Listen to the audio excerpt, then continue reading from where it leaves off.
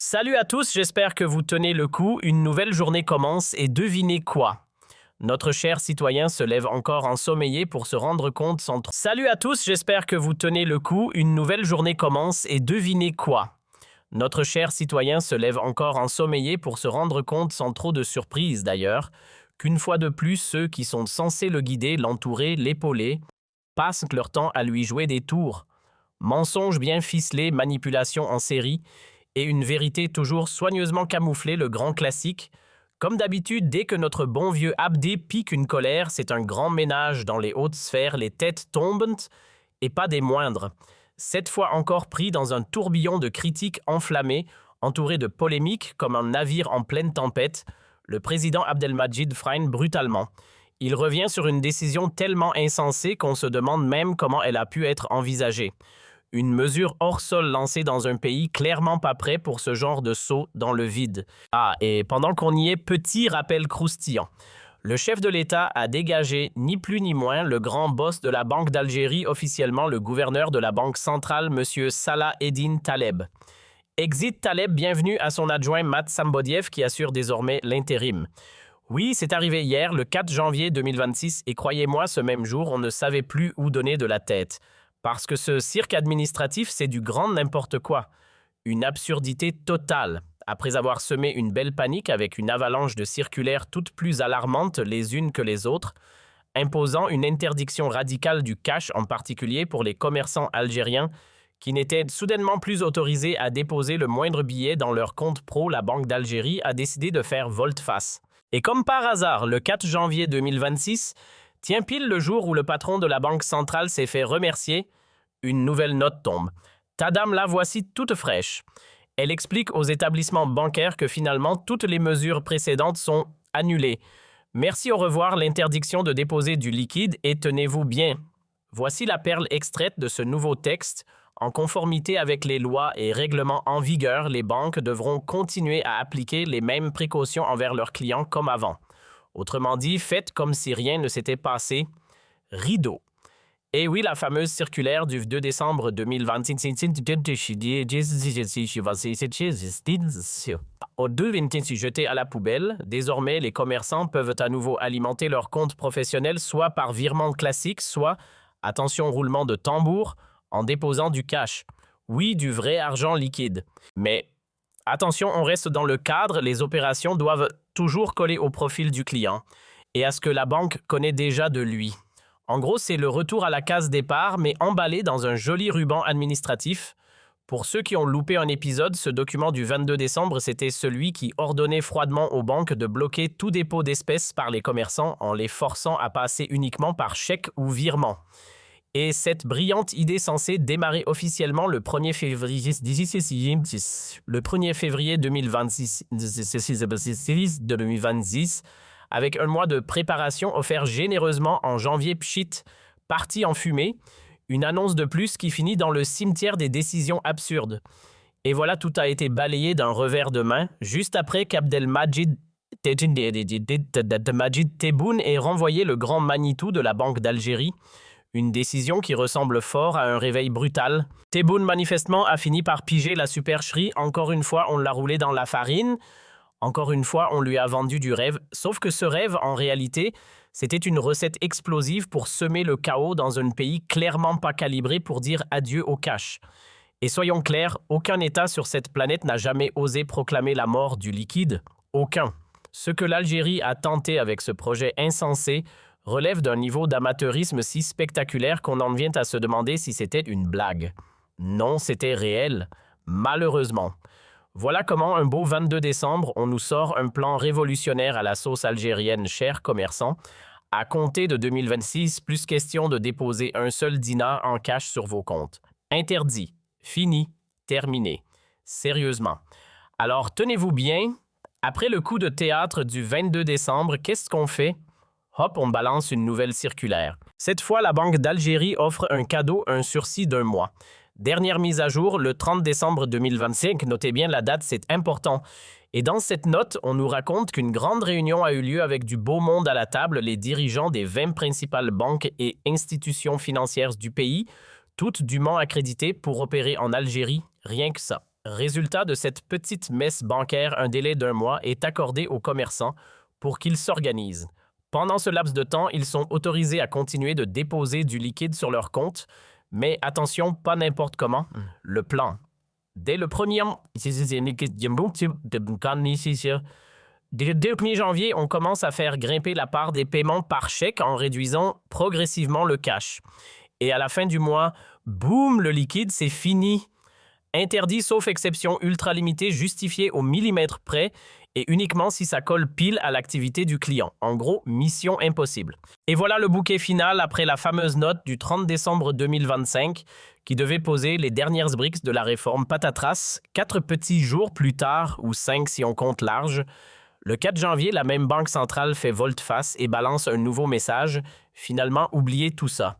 Vous pouvez continuer à déposer du cash comme si de rien n'était. Oui, comme avant. Franchement, on marche sur la tête. 2 décisions totalement opposées en moins d'une semaine et en prime le chef de l'institution censée être la plus sérieuse du pays, la Banque centrale elle-même, virée en 10 jours chrono. Ça vous inspire confiance, vous? Entre le 22 décembre et le 4 janvier, on aurait dit un épisode de série dystopique. Un jour, on bannit les espèces. Le lendemain, on vous donne 1 mois de répit, puis subitement, plus rien n'est interdit. Et pour couronner le tout, on vire le mec qui pilotait toute cette mascarade. Un scénario à mi-chemin entre la science-fiction et la farce politique. Non, mais sérieusement, peut-on encore appeler ça un pays gouverné? Des lois qui se contredisent du jour au lendemain, une instabilité chronique au sommet des cadres dirigeants, qui disparaissent du décor aussi vite qu'ils y sont apparus remplacés à la va-vite par des intérimaires. On dirait un bateau sans boussole perdu dans une mer de brouillard. Ça, un État, non.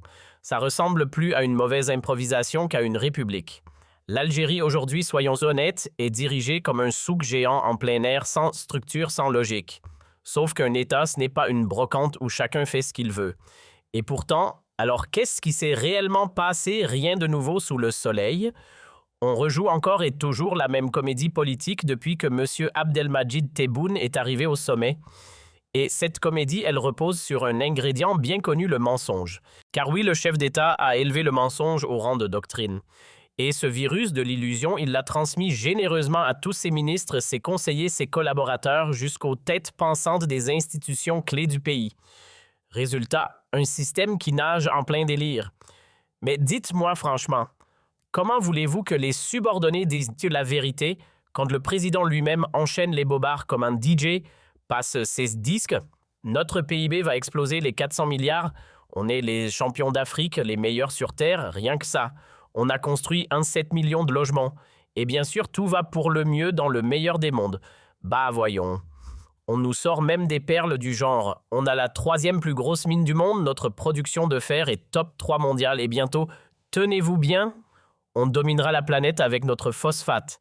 Sérieusement, ce ne sont pas des annonces, ce sont des contes pour endormir les adultes. Quand le chef donne le ton avec des mensonges en série, quand il en fait son outil préféré de communication, forcément les autres suivent. Ministres responsables, tous se mettent en mode copier-coller. Ils reproduisent le modèle parce que dans ce système, celui qui ose dire la vérité, il dégage.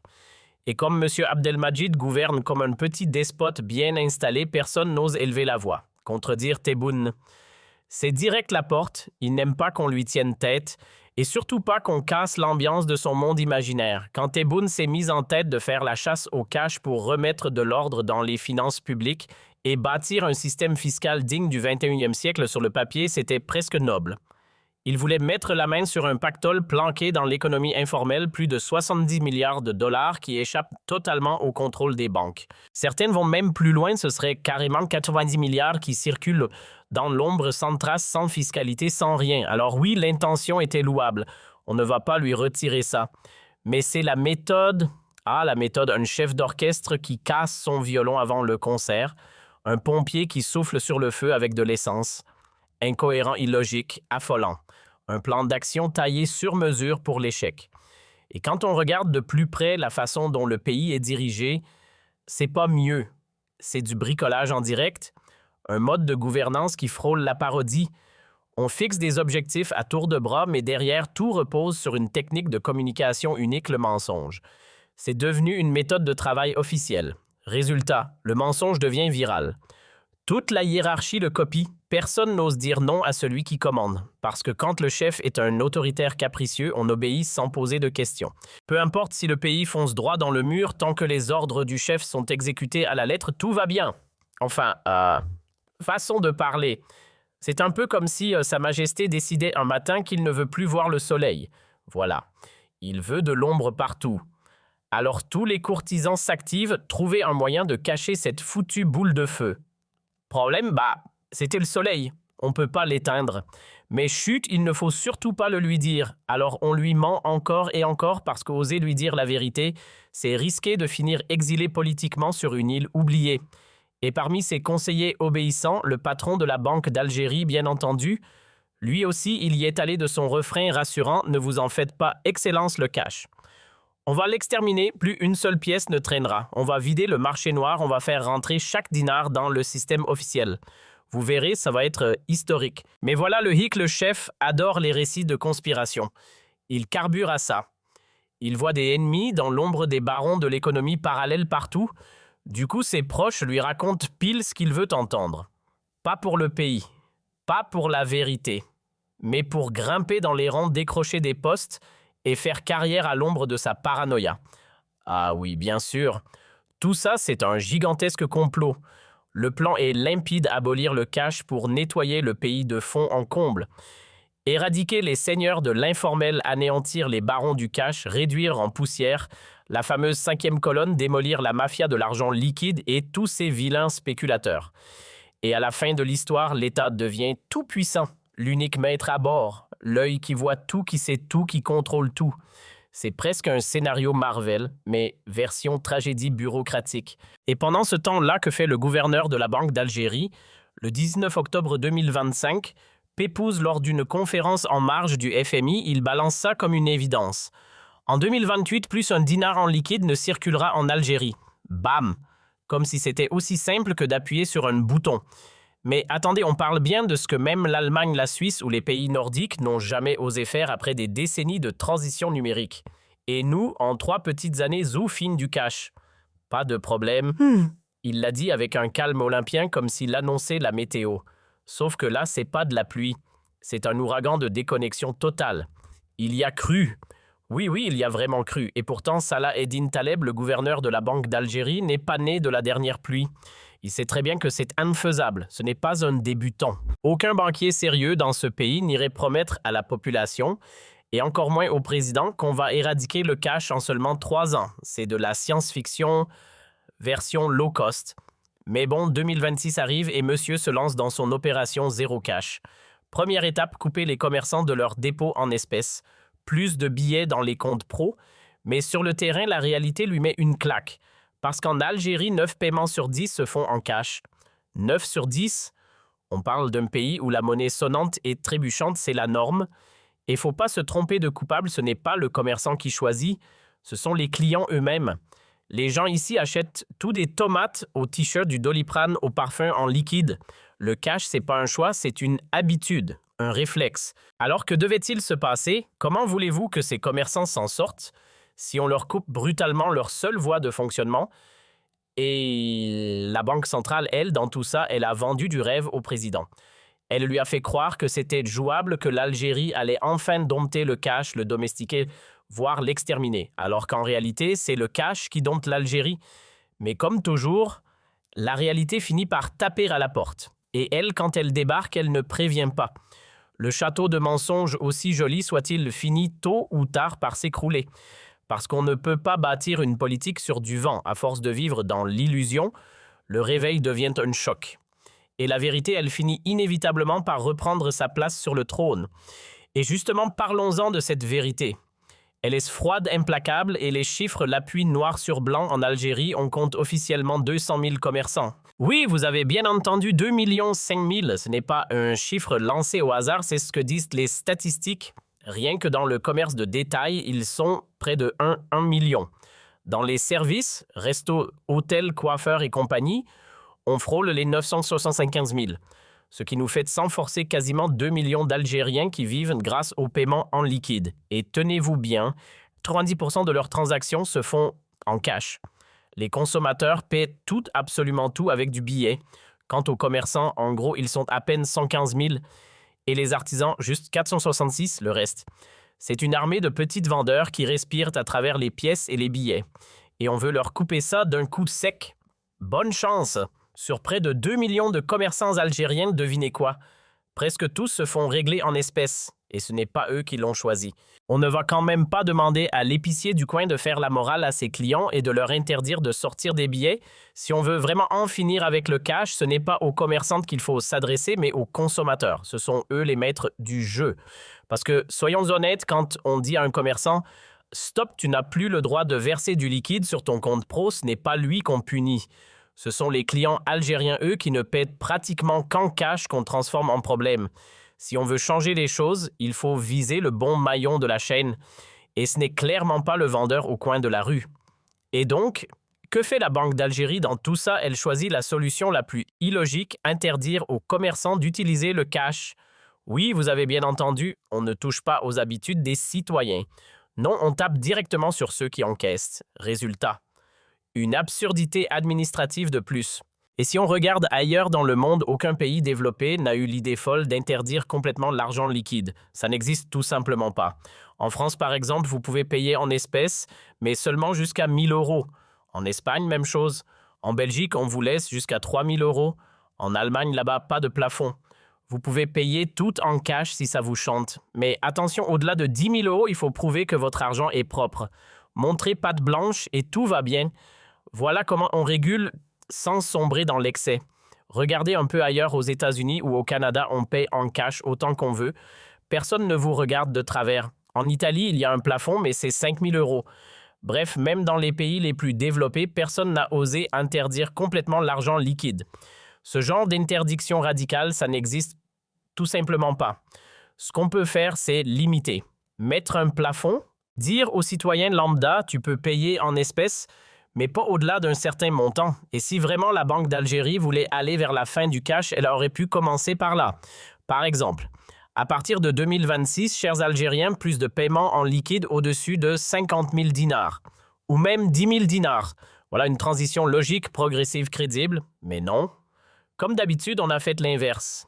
Une décision sortie de nulle part, sans plan, sans tactique. Résultat. Une fois de plus, c'est du grand n'importe quoi. Un gouvernement d'amateurs, des gens coupés du terrain, incapables de réfléchir à long terme, et pourtant assis aux commandes des institutions les plus stratégiques du pays. Car oui, on ne peut pas changer une habitude nationale enracinée depuis des décennies du jour au lendemain. Les Algériens vivent avec le cash, on ne claque pas des doigts pour effacer ça. C'est une transformation lente qui prend du temps, de l'éducation et surtout de la méthode. Et là-dessus, clairement, on part de zéro. On prendra le temps, dans une autre vidéo, de décortiquer tout ça. Parce qu'il y a 1000 façons plus intelligentes de gérer la question du cash. On expliquera étape par étape ce que l'Algérie aurait pu faire autrement et surtout combien d'années il aurait fallu pour que cette transition soit réaliste. Car oui, soyons clairs, on ne supprime pas l'argent liquide par décret. On ne l'efface pas du jour au lendemain. On l'amenuise, on l'encadre, on l'apprivoise. Mais on ne l'élimine pas d'un claquement de doigts. D'ailleurs, regardez autour de vous l'Allemagne, la Suisse, la France. Aucun de ces pays n'a mis fin au cash. Même avec des décennies d'avance technologique et une société ultra bancarisée, ils ont gardé l'argent liquide. Et l'Algérie, elle voudrait le faire disparaître comme par magie. Ce serait presque drôle, si ce n'était pas si absurde. Et puis, autre idée reçue, cash equal blanchiment d'argent. Faux. Il y a des pays où l'argent sale circule à travers les banques elles-mêmes. Les blanchisseurs de haut niveau n'ont même plus besoin de valises remplies de billets. Mais au fond, c'est quoi le blanchiment? Ce n'est pas juste refourguer des liasses en douce. C'est prendre de l'argent issu d'activités douteuses et lui donner une belle apparence. On le camoufle, on le lave, on le fait entrer dans le système par des détours techniques des sociétés écrans, des opérations financières bien huilées. Et hop, le voilà devenu légal. Donc oui, le problème dépasse largement le simple billet. Le cash n'est pas l'unique suspect dans l'affaire du blanchiment d'argent. Même dans les économies les plus avancées, là où tout semble propre et carré, les réseaux bancaires eux-mêmes peuvent devenir les tuyaux discrets par lesquels l'argent sale se faufile. Alors non, la vraie guerre contre le blanchiment, ce n'est pas juste une chasse aux billets. C'est un chantier bien plus vaste, bien plus complexe. Et parlons-en de cette fameuse fin du cash. À quoi sert-elle en réalité? Pas à faire joli. Ce que les États cherchent en restreignant les espèces, c'est à mieux suivre les flux financiers, à sécuriser la traçabilité, à collecter les impôts efficacement. Parce qu'un pays noyé dans le cash, c'est un pays aveugle. Impossible de savoir qui paye quoi, où va l'argent et comment récupérer ce qui revient au fisc. Mais revenons à l'Algérie. Pourquoi ça ne marche pas chez nous? Parce qu'on veut couper le cash sans rien mettre en place derrière. Le nerf de la guerre, ce sont les terminaux de paiement. Et là, c'est le désert. Comment voulez-vous que les Algériens paient autrement si dans la majorité des magasins, il n'y a même pas une machine pour insérer une carte? Tenez-vous bien avec près de 2 millions de commerçants actifs dans tout le pays, entre vendeurs de détail, restaurateurs, hôteliers, coiffeurs. Et j'en passe, on ne compte que 77 000 terminaux en circulation. Vous imaginez le ratio. Ça veut dire qu'à peine un commerçant sur 25 est équipé, et on voudrait supprimer le cash dans ces conditions. C'est comme vouloir construire un pont sans piliers. Alors maintenant, une grande question se pose. Comment voulez-vous que les commerçants acceptent les paiements par carte s'ils n'ont même pas l'outil pour le faire? On parle bien sûr de ces fameux terminaux électroniques, les TPE. Dans d'autres pays, c'est simple. Les commerçants achètent dans leur matériel ou les banques leur enfilent un, parfois même gratuitement. En Algérie, on a opté pour la formule location made in galère. Oui, ici, le commerçant doit se pointer à la banque supplier presque pour un terminal. Mais attention, il n'achète rien. La banque lui loue l'engin. Et pas gratuitement, bien sûr. Soit tu payes un forfait mensuel, soit la banque se sert sur chaque transaction en prélevant un petit pourcentage à chaque passage de carte. Sympa le deal? Non. Mais le plus beau dans l'histoire, c'est que même quand tu veux bien jouer le jeu, il n'y a pas de machine disponible. Tout simplement parce que l'Algérie ne les fabrique pas. C'est importé. Avant, il y avait bien un espoir, un partenariat entre Condor et les Français d'Ingenico pour monter une usine locale. Un projet enterré sous les décombres du Hirak et des affaires judiciaires. La famille Benhamadi en tôle. Condor en stand-by jusqu'à 2022. Et depuis, on a eu droit à une valse de promesses, des deals avec les Chinois, des coopérations avec des groupes publics, des annonces avec des partenaires asiatiques occidentaux, même une alliance algéro-bahreïnie en 2025 pour produire du TPE localement. Mais à l'arrivée du vent, zéro machine, zéro résultat, de belles paroles, et c'est tout. On a même eu droit à de grandes annonces solennelles. Ça y est, on va lancer la fabrication locale des TPE, spoiler alert, c'était du vent. Dans les faits, l'Algérie ne produit toujours aucun terminal de paiement. Résultat, tout doit être importé, alors qu'il faudrait équiper près de 2 millions de commerçants. 2 millions. Encore faudrait-il trouver les machines. Problème, il n'y en a pas. Aujourd'hui, à peine 5% des commerçants disposent d'une TPE. Le besoin réel dépasse largement le million d'unités. Certains parlent même de 1,6 million à déployer en urgence. Mais sur le terrain, zéro stock. Nada. Quand un commerçant en fait la demande à sa banque, on lui répond « revenez dans 1 mois ou 2 ». Parce que oui, il faut commander. Et pour commander, il faut attendre. Et pendant ce temps-là, le commerce est à l'arrêt. On entend bien quelques petites boîtes locales promettre des partenariats avec des groupes étrangers, des projets, des intentions, on va voir. Mais concrètement, aujourd'hui, il y a une pénurie massive de TPE. Et sans machine pour encaisser un commerçant ne peut tout simplement pas vendre. Pas de paiement, pas de vente. Aussi simple que ça. Évidemment, les commerçants ont explosé. Les plaintes ont fusé de partout et la panique ne s'est pas arrêtée là. Elle a rapidement contaminé d'autres secteurs, à commencer par un symbole, les compagnies aériennes. Oui, même elles ont été sommées d'arrêter les paiements en cash pour les billets d'avion.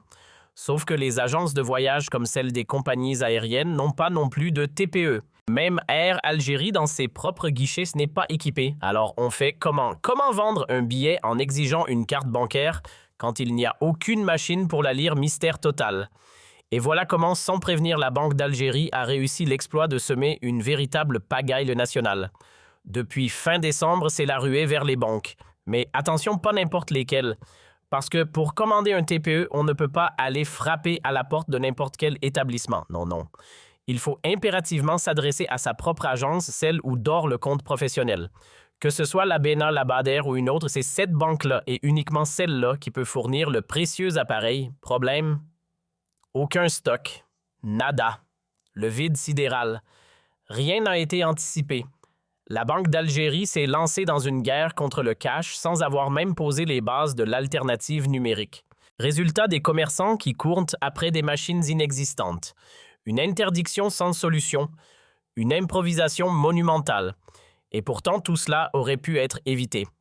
Le jour où l'Algérie comptera 2 millions de TPE, où chaque point de vente sera équipé, où les machines seront produites localement ou au moins importées en masse, avec en plus des sociétés dédiées à leur maintenance et à leur distribution, ce jour-là, oui, on pourra envisager une vraie transition. Mais pour ça, il faut du temps, 1 an au minimum. Et pas juste pour acheter du matériel, il faut aussi former les commerçants, garantir un service après-vente solide et surtout repenser tout l'écosystème. Pourquoi tout centraliser via les banques? Pourquoi ne pas autoriser des entreprises spécialisées, agréées par la Banque centrale à distribuer et gérer les TPE? Bref, il fallait un plan, une logistique, une stratégie. Mais l'Algérie s'est lancée dans cette aventure les yeux fermés sans les outils nécessaires. Aujourd'hui, vouloir en finir avec le cash dans un pays qui n'est même pas équipé pour le remplacer, c'est non seulement irréaliste, mais franchement dangereux. Commençons par la base de la base, les fameuses cartes bancaires. Avant même de parler de TPE, il faudrait peut-être s'assurer que tout le monde possède un moyen de paiement moderne. Alors, ces cartes de paiement en Algérie, c'est un peu comme un tour de magie. On en parle beaucoup, on en voit peu fonctionner correctement. Officiellement, on nous balance des chiffres impressionnants.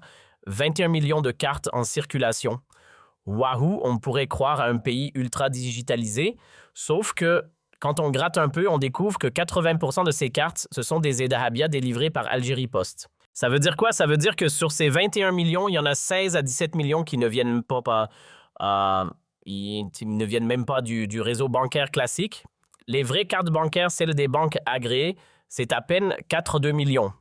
Autrement dit, du vent. Et puis, attention, ne confondons pas Algérie Post, ce n'est pas une banque.